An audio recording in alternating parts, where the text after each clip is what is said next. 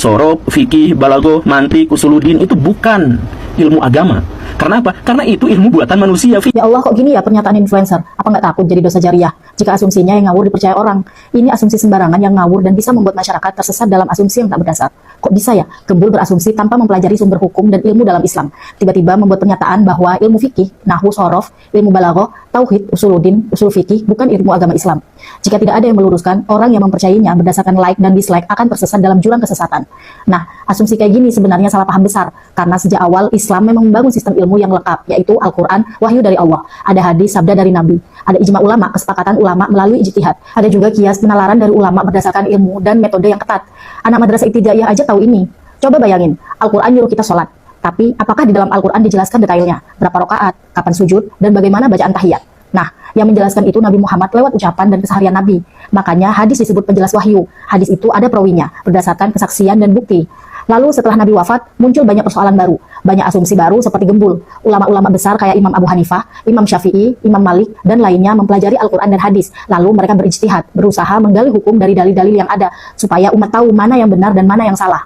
Karena itu, ada yang namanya ijma, yaitu kesepakatan ulama, dan juga kias, analogi atau logika hukum. Misalnya, Al-Quran mengharamkan khamr karena memabukkan. Sekarang muncul kata narkoba. Al-Quran nggak menyebutkan narkoba, tapi para ulama menetapkan hukumnya sebagai haram, karena sama-sama bikin mabuk dan merusak akal. Nah, itu namanya kias. Menetapkan itu perlu mempelajari ilmu alatnya dan disiplin ilmunya. Jadi, bukan mereka bikin hukum baru, tapi mereka menerapkan perintah wahyu ke persoalan baru. Itulah gunanya akal dalam Islam. Kalau dibilang ilmu pesantren bukan ilmu agama, itu jelas tidak benar. Coba lihat ilmu yang dipelajari di pesantren. Ada bahasa Arab, nahwu, sorof, balaghah, itu ilmu dalam memahami Al-Quran dan hadis dengan benar. Salah harakat sedikit saja maknanya bisa beda. Ada mantik, yaitu ilmu logika, supaya cara berpikir dan memahami hukum tetap lurus dan sistematis. Ada juga usul fikih, supaya ketika ulama menetapkan hukum itu nggak ngawur. Ada juga fikih, yaitu hasil dari proses panjang melalui banyak ilmu hingga muncul kesepakatan dalam memutuskan hukum. Kitab yang dipelajari itu banyak, metodenya juga ketat. Para ulama belajar seumur hidupnya untuk memahami ilmu-ilmu tersebut, kemudian berijtihad tidak sembarangan.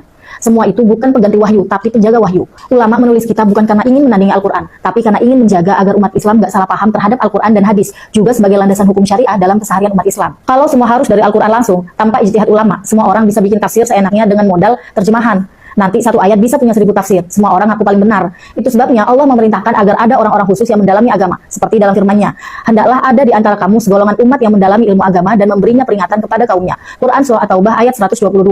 Nah, orang-orang itulah ulama, dan tempat mereka belajar dan menjaga ilmu itu adalah pesantren. Jadi, kalau ada yang bilang balaghah, fikih, atau mantik bukan ilmu agama karena ditulis manusia, berarti dia nggak paham sama agama Islam. Ijtihad ulama bukan untuk mengganti wahyu, tapi menjaganya agar bisa diterapkan dalam kehidupan nyata. Jadi, hati-hati kalau ngomong, jangan seenaknya. Kritik boleh, tapi pahami dulu ilmunya. Karena yang Gembul sebut bukan ilmu agama.